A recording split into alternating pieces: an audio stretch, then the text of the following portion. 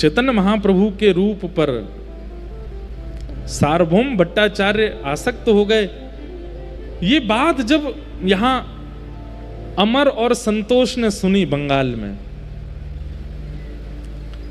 उनके मन में भाव आया कि भैया ये नाम ही इतनी शीतलता दे रहा है चित्त में, इनका दर्शन कितना शीतल होगा। अब श्री कृष्ण चैतन्य महाप्रभु नाम बोलते ही मन में भाव उत्पन्न हो जाते हैं, मन में मानो जैसे प्रेम नृत्य करने लगता है। हिलोर नाम मात्र, स्वामी श्री हरदास जी महाराज नाम लेते ही चित्त में निधिवन राज का दर्शन होने लगता है। वृंदावन कुंज बिहारी आ जाते हैं, वृंदावन की तलहटी आ जाती है, सुंदर सुंदर निकुंज वन आ जाते हैं। श्री हितरवंश महाप्रभु नाम लेते ही श्री राधा वल्लभ जी सहरा पहने हुए खड़े हैं, थाड़े अपने आप चित्त में आ जाते हैं। आज भी इतने भयावह हैं, कलिकाल में भी आचार्यों का नाम इतना काम कर रहा है।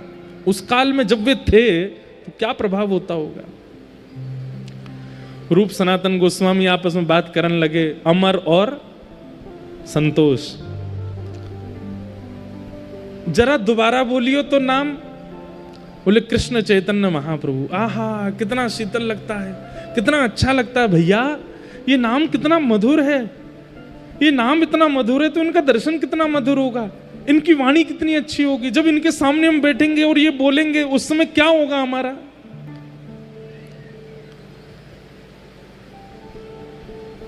मन में विचार करने लगे क्या करें। तब महाप्रभु जी को इन्होंने पत्र लिखा और पत्र में लिखकर के महाप्रभु जी से कहा कि हे महाप्रभु जी, हमारी स्थिति अब रहने की नहीं है, अपनी पूरी स्थिति बताइए, हम कौन हैं, किस पदवी पर हैं, कितना धन है, कितनी संपत्ति है। बोले हमारे जो वस्त्र हैं उनमें भी सोने की कढ़ाई होती है। सब लोग इधर देखो, ध्यान से सुनो। हमारे पास इतने घोड़े हैं, भोजन पानी बनाने के लिए इतने सेवक हैं, हमारे पास कोई कमी नहीं है, लेकिन मन में संतुष्टि नहीं है। जब नाम सुनते हैं, कहीं सत्संग हो रहा है, ये बात सुनते हैं तो नेत्र भर आते हैं, लेकिन क्या बताएं, इतने श्रेष्ठ बन गए हैं कि अब सब त्यागना हमारे लिए मुश्किल हो रहा है। लेकिन मन में आपका नाम जब से आया तब से मन में भाव आ रहा है कि यदि आप आज्ञा कर दोगे तो सब छोड़ के चले जाएंगे। महाप्रभु जी को पत्र लिखा, आप आज्ञा कर दीजिए, हम क्या करें, घर छोड़ दें। आप कह देंगे छोड़ दो, उसके बाद देखेंगे नहीं। मतलब त्याग की अनंत स्थिति आ गई है चित्त में, बस आज्ञा चाहते हैं। महाप्रभु जी ने जब पत्र पढ़ा जगन्नाथपुरी में, पत्र में प्रयोग हुए शब्दों से ही महाप्रभु जी पहचान गए कि अभी ये त्याग के योग्य नहीं हुए। इनका त्याग तब सार्थक होगा जब इनको मैं मिलूंगा। मैं बिना मिले अगर कह दूं कि सब छोड़ के चले जाओ तो इनके त्याग से कल्याण नहीं होगा।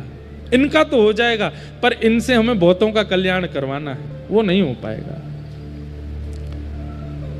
वही वाली बात जो आज कथा के प्रारंभ में कही कि एक तो होता है फल का स्वयं टूट के गिर जाना और एक होता है किसी के द्वारा तोड़ना।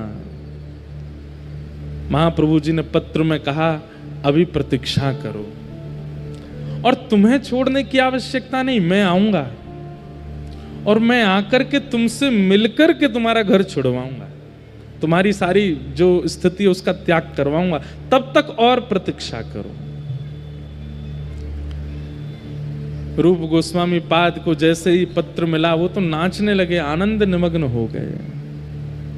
महाप्रभु जी आएंगे, हमसे मिलने आएंगे, हम पर कृपा करने आएंगे। तब महाप्रभु जी वृंदावन गए।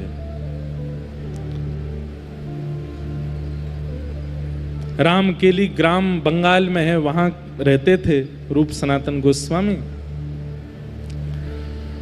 लेकिन वृंदावन गए महाप्रभु जी।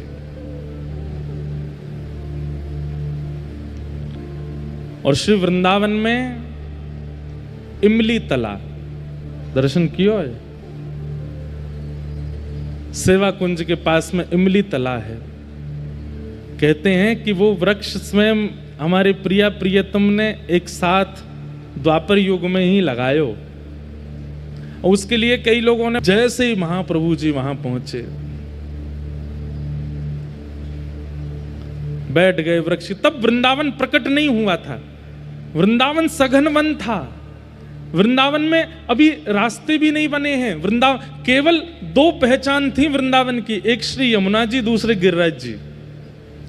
इनके बीच में जो समाहित है वो वृंदावन है। उस समय महाप्रभु जी वृंदावन आए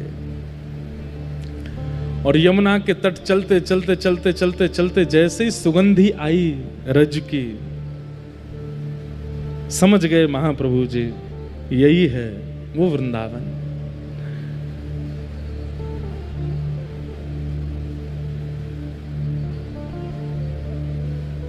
हमारी पूनम दीदी ने एक पद दिया बंगला का, बहुत सुंदर बात। अब सेम तो नहीं गवेगा लेकिन करते हैं प्रयास। मानो महाप्रभु जी, एक बात बताएं आपको, महाप्रभु जी को इमली तालाब पे बैठे बैठे रात्रि की चंद्रमा निशा जैसी हुई तो रास का अनुभव हुआ। यहां से श्याम सुंदर चले आ रहे हैं, यहां से किशोरी जी आ रही हैं, सब सखियां श्रृंगार कर कर के आ रही हैं। यमुना के तट पर पुलिन पर अद्भुत रास हो रहा है और उस रास में स्वयं महाप्रभु जी भावावेश में प्रविष्ट होकर के नृत्य कर रहे हैं ठाकुर जी के साथ। वे तो राधा भाव में निमग्न हो जाते थे, स्वयं को किशोरी जी भाव में। उन्होंने प्रार्थना की थी कि राधा भाव विरह भाव मेरे चित्त में आवे। आपकी वेणु की ध्वनि केवल गोपियों को सुनाई दी, कंस को क्यों नहीं सुनाई आपने? अगर ये वेणु की ध्वनि कंस ने सुनी होती तो उसका क्या दोष था, वो भी रास में आ जाता। ये वेणु की ध्वनि अगर आपने दंतवक्र शिशुपाल को सुनाई होती तो वो भी आ जाते। महाप्रभु जी इतने दयावंत हृदय के, उनके मन में आया कि द्वापर युग में वजी वंशी कदम्ब वृक्ष के नीचे वो वंशी कंस को क्यों नहीं सुनाई दी। ठाकुर जी ने पक्षपात किया। ठाकुर जी आज पक्षपात नहीं होगा, इस कलिकाल में अगर आपने पक्षपात किया अनर्थ हो जाएगा। और तभी उस रास की भूमिका के मध्य में महाप्रभु जी ऊर्ध्वबाहु होकर के हरि नाम की वेणु बजाने लगे और जहां जहां तक स्वर पहुंच जाए सबको सुनाऊंगा, किसी को अयोग्य नहीं मानूंगा। जो सामने आ जाएगा उसको ये नाम ध्वनि सुना करके सबको रास बिहार में प्रवेश कराना है। अब पक्षपात नहीं होगा श्याम सुंदर, अब तो सबको योग्य बनाना है। और तब वृंदावन की खोज कर रहे हैं। केवल यमुना जी और गिरिराज जी ये दो संकेत हैं और कुछ भी नहीं दिख रहा है, सब विलुप्त हो चुका है। वृंदावन ने अपने आप को भीतर अंतरंग रूप से अपने आप को छुपा लिया है।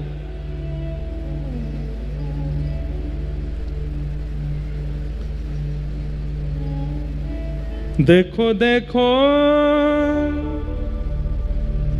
बोलो बोलो गोपेश्वर कोथाय अमर प्राणेश्वर। बोलो बोलो गोपेश्वर कोथाय अमर प्राणेश्वर। मानो गोपेश्वर महादेव को देख करके कहते हैं, अरे बोलो गोपेश्वर, मेरे प्राणनाथ गोपीनाथ कहाँ हैं? ये वृंदावन ही तो है, यमुना जी बह रही हैं, यहीं आसपास ही गोपीनाथ होने चाहिए, बताओ ना वो कहाँ हैं? बोलो बोलो गोवर्धन कोथाय अमर गिरिधारी। बोलो बोलो गोवर्धन कोथाय अमर गिरिधारी। हे गोवर्धननाथ, वो कहाँ हैं जो ऊर्ध्वबाहु होकर के एक भुजा को कटी पर धर के धारण करके ब्रज की रक्षा करने के लिए गिरिराज जी उठाए थे? वो कहाँ हैं? दिख क्यों नहीं रहे इस गिरिराज जी में? ढूंढ रहे हैं सब जगह जा जा करके, प्रकट हो वृंदावन। बोलो बोलो वंशी बट कोथाय अमार वंशीधारी। बोलो बोलो वंशी वट, कोथाय अमार वंशीधारी। अरे वंशीवट, तुम वंशीवट हो। यहाँ ठाकुर जी वंशीनाद करते थे और गोपियों को घर में बैठे बैठे ही दर्शन होता था। कहाँ गए वो ठाकुर जी? अरे वंशीवट, तुझको तो पता होगा ना श्याम सुंदर कहाँ है। सब जगह ढूंढ रहे हैं, पूछ रहे हैं, श्याम सुंदर मिल जाए कहीं। बोलो बोलो वृंदावन, कोथाय अमार वृंदा विपिन। बोलो बोलो वृंदावन, कोथाय अमार वृंदा विपिन। बोलो बोलो ब्रज रज। जैसे गोपियों की स्थिति हुई है, जल से, थल से, वृक्षों से पूछती हैं, ऐसी चेतन महाप्रभु वृंदावन में सबसे पूछ रहे हैं। बोलो बोलो ब्रज रज, कोथाय अमार गोपालन। बोलो बोलो गोपेश्वर, कोथाय अमार प्राणेश्वर। तभी चंद्रमा की ओर दृष्टि गई है। अरे शरद चंद्रमा, तुम ही प्रकट हुए थे। तब शुकाचार्य जी कहते हैं, भगवान पिता रात्रि शरदोत्फुल्ल मल्लिका, विक्षरंतुम मनश्चक्रे योग मायाम उपाश्रिता। आज तुम प्रकट हुए हो, लेकिन ये वृंदावन सूना क्यों पड़ा है? बोलो बोलो शरद चंद्र, कोथाय अमार राधा रमण। बोलो बोलो शरद चंद्र, कोथाय अमार राधा रमण। ढूंढ रहे हैं कहां है वृंदावन। रोते हैं, बिलखते हैं, भावावेश में आ जाते हैं। अरे सामान्य ब्रजवासी जिसको पोखर तालाब समझते हैं, महाप्रभु जी कहते हैं निकलो बाहर, ये पोखर नहीं है, ये राधा कुंड है। ये किशोरी जी के द्वारा, किशोरी जी के मनोभाव के लिए श्री कृष्ण ने प्रकट किया था। ये राधा कुंड है। महाप्रभु जी स्नान करते हैं, राधा कुंड की रज लेकर के द्वादश तिलक करते हैं, वहीं नृत्य करने लग जाते हैं। अरे तब गिरिराज जी की परिक्रमा भी निर्मित नहीं थी। महाप्रभु जी भ्रमण करते हुए पूरी गिरिराज जी की परिक्रमा करते हैं, दिख जाता है कि ये गिरिराज जी हैं, यहाँ राधा कुंड है, यहाँ श्याम कुंड है, ये पूछरी के लौटा है, यहाँ ठाकुर जी की छठी उत्सव हुआ, ये जतिपुरा है।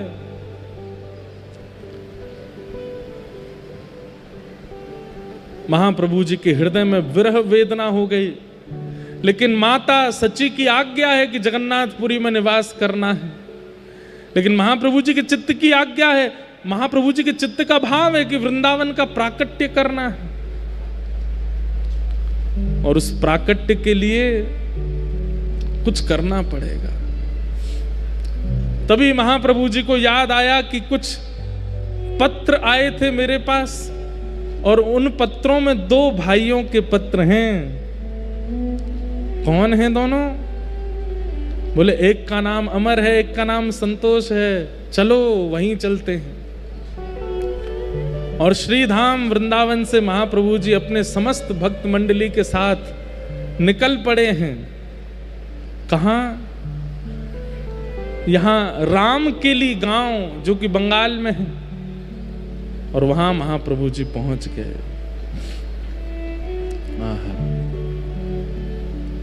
जैसे ही महाप्रभु जी पहुंचे, उत्ताल नृत्य कर रहे हैं, सब महामंत्र के साथ नृत्य कर रहे हैं, गा रहे हैं हरे कृष्ण कृष्ण कृष्ण हरे हरे, हरे राम राम राम हरे हरे। और ये ध्वनि जैसे ही पहुंची है संतोष और अमर के कानों में, मानो जैसे गोपियां कृष्णवंशी नाद सुनकर के दौड़ पड़ी थी अपने घरों से, ऐसे ही ये महामंत्र की ध्वनि सुन, इनको नहीं पता है कि महाप्रभु जी आ रहे हैं, लेकिन उस नाम ने मानो जैसे कान में क्लीम शब्द कह दिया हो, अरे रूप, अरे सनातन, जल्दी चलो, महाप्रभु जी आ गए, जिनकी तुम प्रतीक्षा कर रहे हो वो सामने आ गए हैं।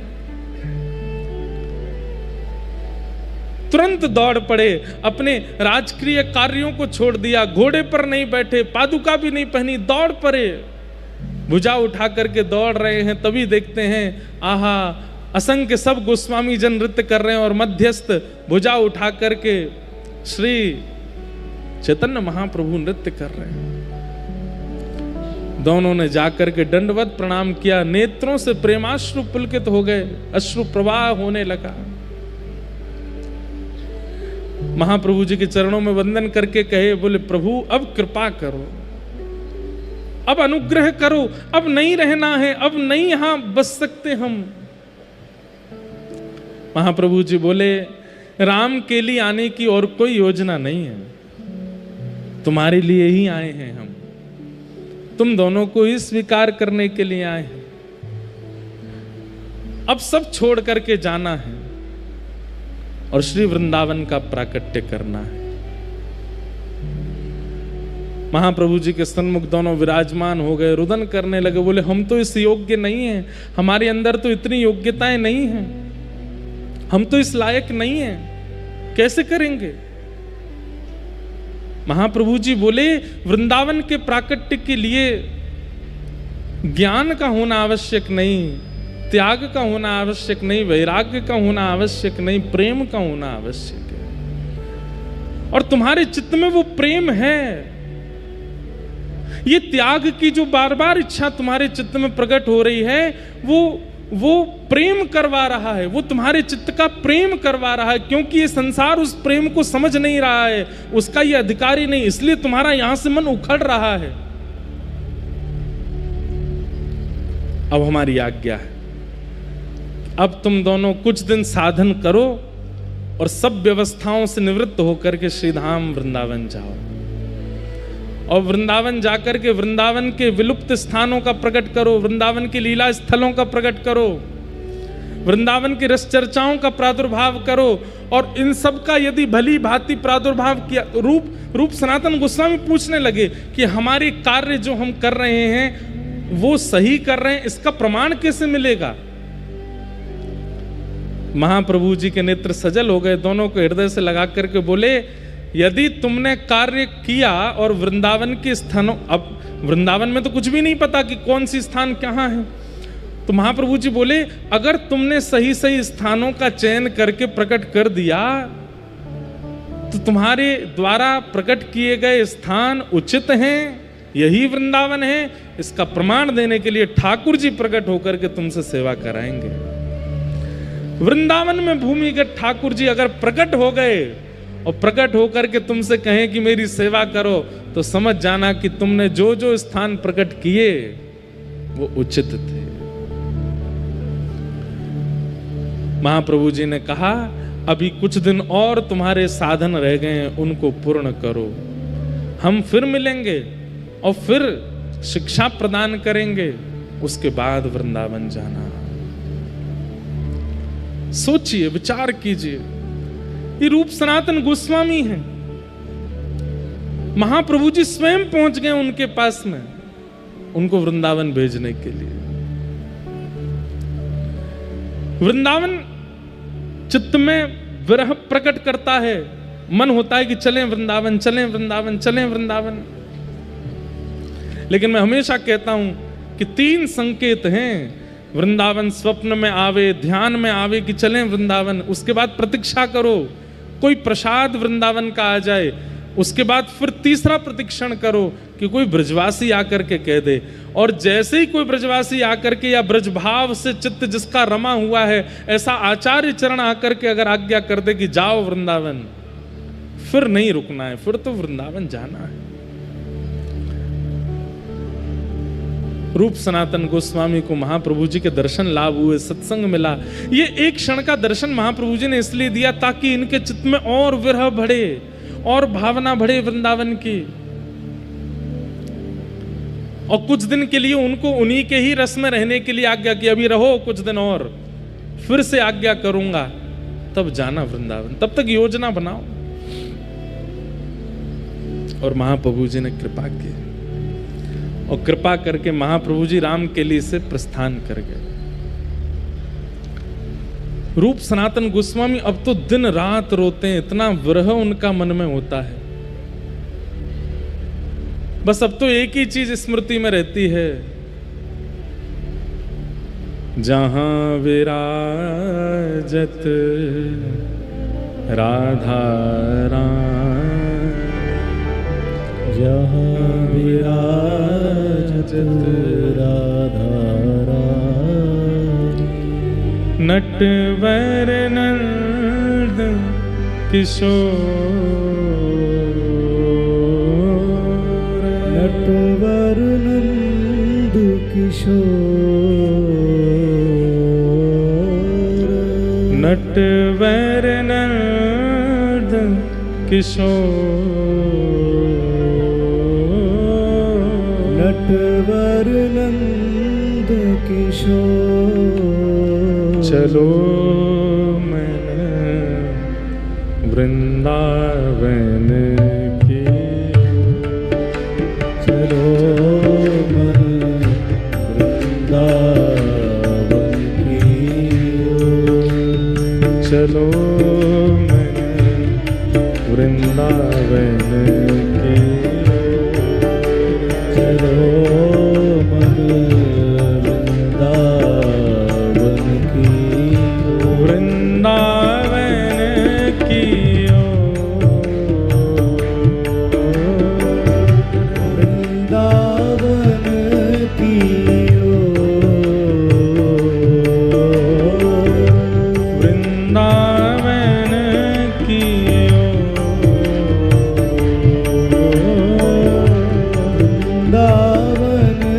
की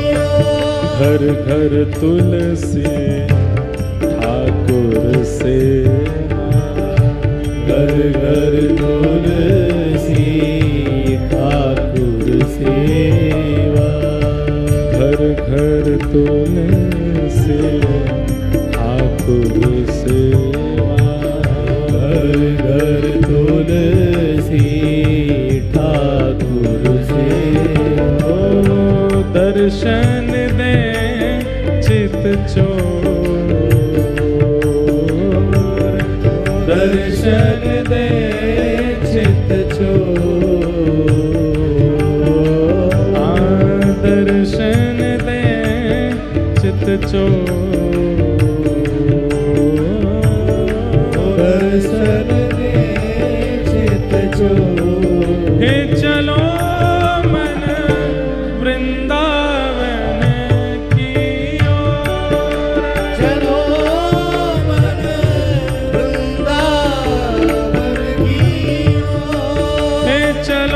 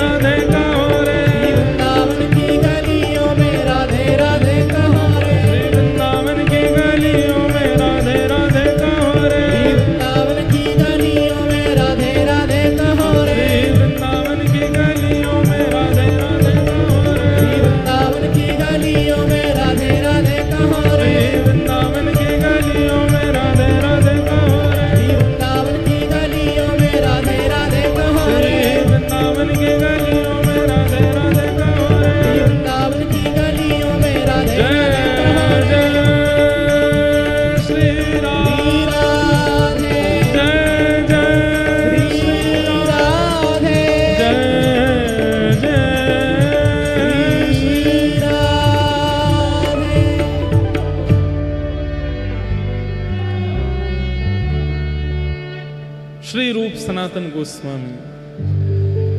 एक मन में भाव आता है, मन में एक प्रश्न आता है। महाप्रभु जी मिल गए, उसके बाद भी आज्ञा करके गए कि अभी रुको। इसका मतलब क्या है कि आचार्य अभी संतुष्ट नहीं हुए हैं त्याग से, और अब त्याग कैसे लगेगी? सब लोग बहुत ध्यान से सुनिए। देखो कितना प्रयास करना पड़ता है तब वृंदावन मिलता है। हमको तो यूं ही मिल जाता है, हवाई जहाज की टिकट कराई 5,000 की, पहुंच गए, ट्रेन करा ली राजधानी तो पहुंच गए, गाड़ी कर ली पहुंच गए। पर जिनके ठाकुरों के दर्शन करते हैं, गोविंद देव, गोपीनाथ, मदन मोहन, वृंदावन बिहारी लाल, वो ऐसे नहीं आए हैं।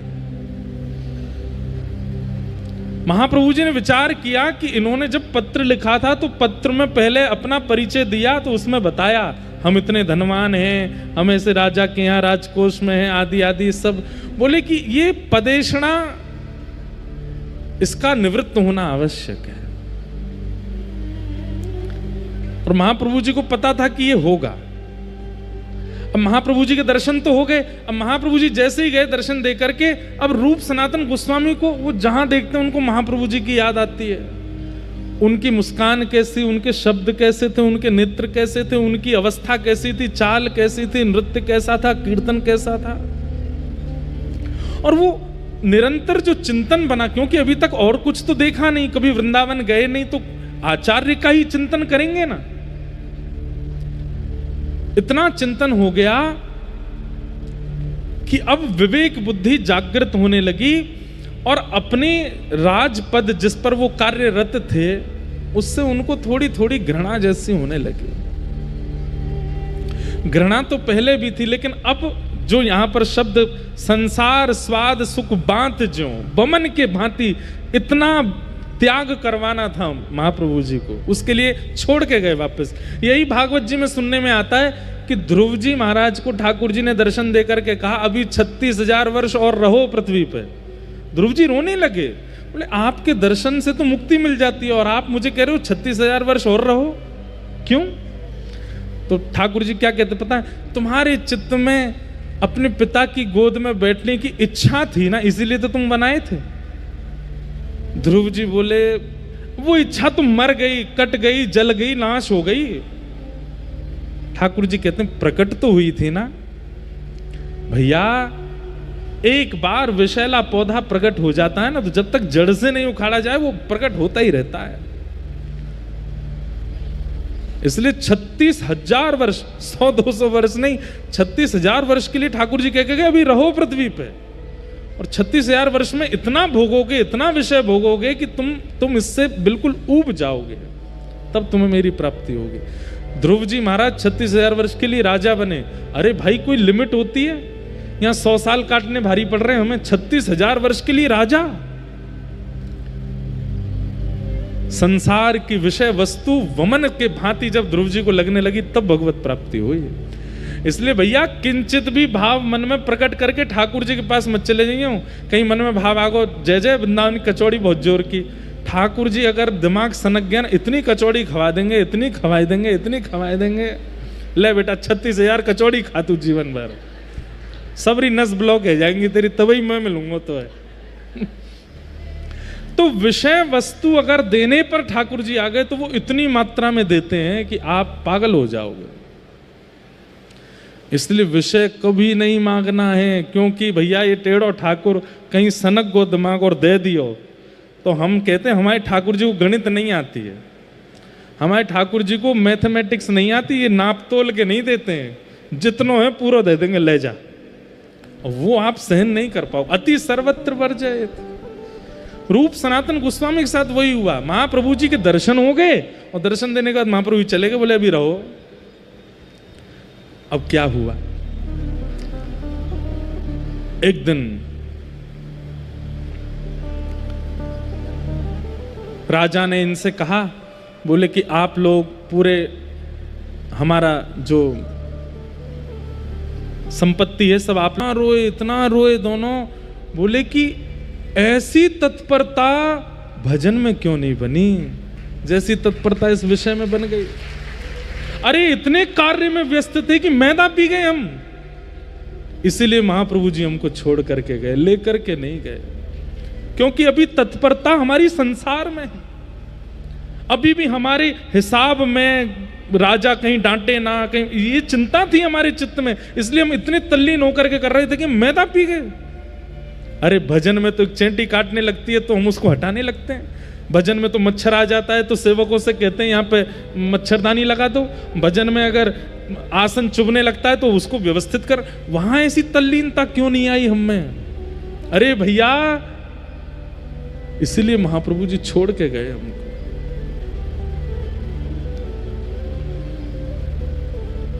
अब तो यही चिंता बनी हुई है दोनों की कि ऐसी तत्परता भजन में क्यों नहीं बनी हमारी। एक दिन राजा ने अर्धरात्रि में,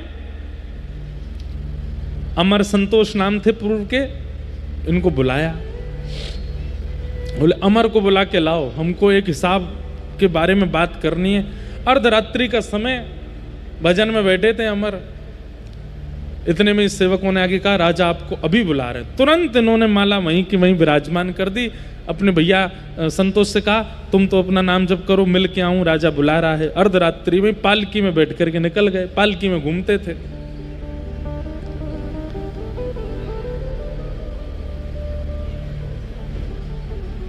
जैसे ही निकले वर्षा हो रही थी, पानी भरा था, लेकिन ये तो महाराज हैं, तो पालकी में बैठ के जा रहे हैं, बेचारे कहार वर्षा में भीगते चप चप करते लेके जा रहे हैं इनको। इतने में ही एक घर पड़ा और उस घर के सामने से जैसी पालकी निकली तो पैरों की आवाज जल पे चलने की हो रही थी। तो भीतर सोए आदमी ने अपनी पत्नी से कहा अरे द्वार खोल, कहीं अपने रिश्तेदार तो नहीं आए। पत्नी बोली नहीं नहीं रिश्तेदार नहीं। बोले पैरों की आवाज तो आ रही है। तो पत्नी बोली कुत्ता होगा, कुत्ता घूम रहा होगा बाहर। अरे देख तो ले, कहीं कुत्ता नहीं हुआ तो। बोले नहीं तो चोर होगा, रात में कहीं चोरी करने जा रहा होगा। अरे एक बार देख तो ले। बोले और ज्यादा से ज्यादा क्या होगा, कोई राजा का दूत होगा। ये बात अमर ने पालकी में बैठे बैठे सुन ली। बोले इन तीन के अलावा कोई नहीं हो सकता इतनी रात में बारिश में, या तो कुत्ता होगा या चोर होगा, कोई राजा का दूत होगा। बोले मतलब हमारी तुलना कुत्ते और चोर के बीच में है। हम जिस अपनी गरिमा महिमा को कहीं ना कहीं कुछ समझ बैठे हैं और इतनी वर्षा में भी कहारों को लगा करके पालकी में बैठ के जा रहे हैं, वहां ये सामान्य से घर के लोग हमको चोर और कुत्तों के बीच में तोल रहे हैं। राजा से मिलने तो गए लेकिन मन नहीं लगा, वही चीज दिमाग में चलती रही। लौट करके वापस आए और संतोष के पास जाके भैया हम लोग कुत्ते के समान हैं। अरे एक जगह ऐसी बात हो गई, कुत्ता है या तो चोर है या राजा का कोई दूत है।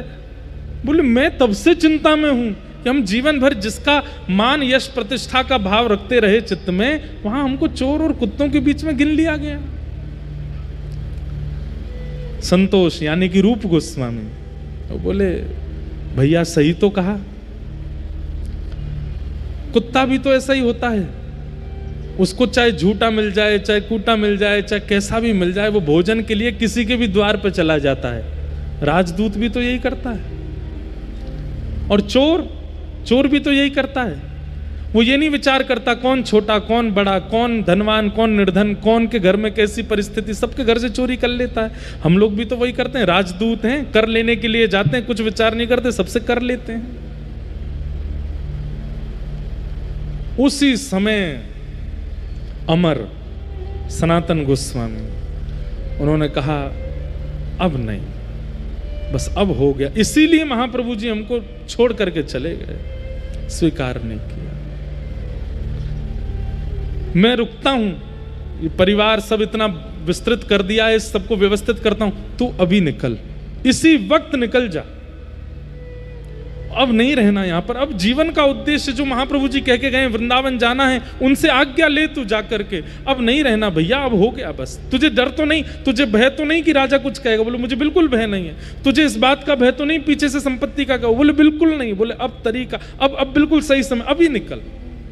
और उसी समय संतोष निकल गए घर से।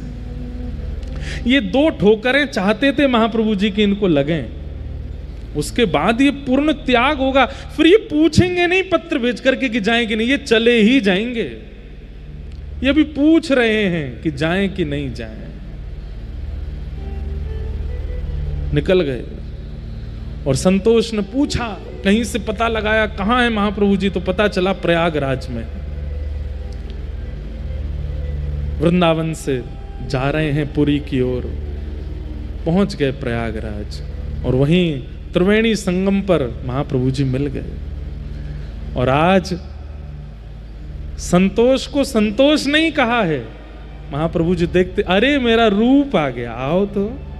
नाम सुनते ही कान खड़े हो गए। आपने मुझे क्या संबोधित किया?